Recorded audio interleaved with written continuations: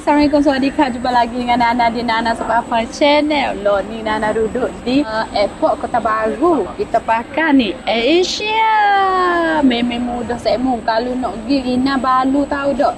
Sini ada juga deh pelai untuk direct ke apa nama Kinabalu. Tak payah pergi KL ni. Tengok Kota Baru.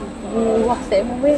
Okey, kita sudah check in siap dah ni, tengok ni. Ha, Sekmo. Nanti kita nak tanya Abel, apa tek sini? Abel nama ke apa, Bes? Haris, boleh panggil Haris. Abel Haris. Ha, lagu mana kalau orang nak mari ambil Asia untuk flight ni ada harga apa tek? Untuk pergi mana? KK. KK Sarawak, Sabah Sarawak leh. Dari Kota Baru. Daripada Kota Baru, kita ada direct flight ke KK dengan Kuching. So sekali sehari, 3 kali seminggu. Sehari Selasa, Khamis, Sabtu.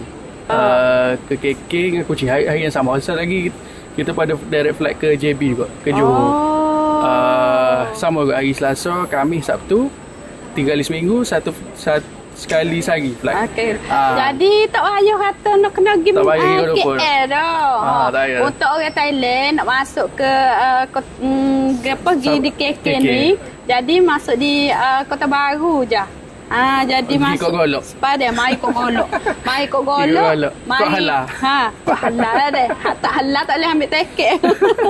Jadi mari di Kota Baru, ambil lah flight sini di Kota Baru, tak payah pergi di Kuala Lumpur dah. Cuma kalau pergi KK flight 8.35 malam, ke Kuching 9.30 malam. So hari Selasa, Khamis, Sabtu.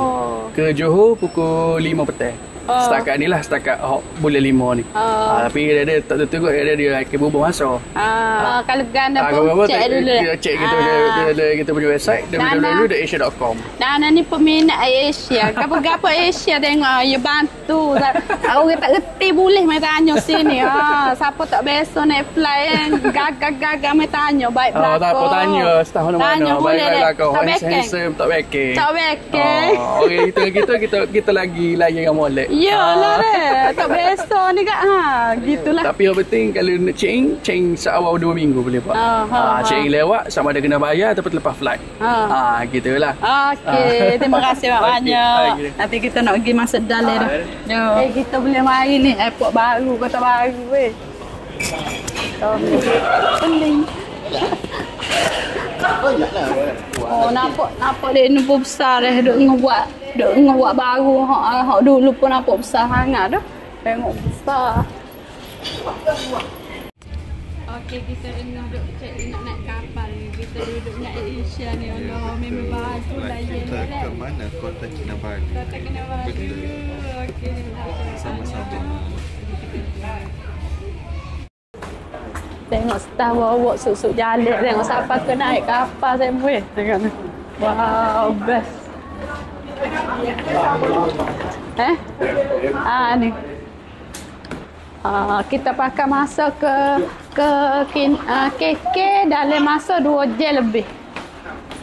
Santai.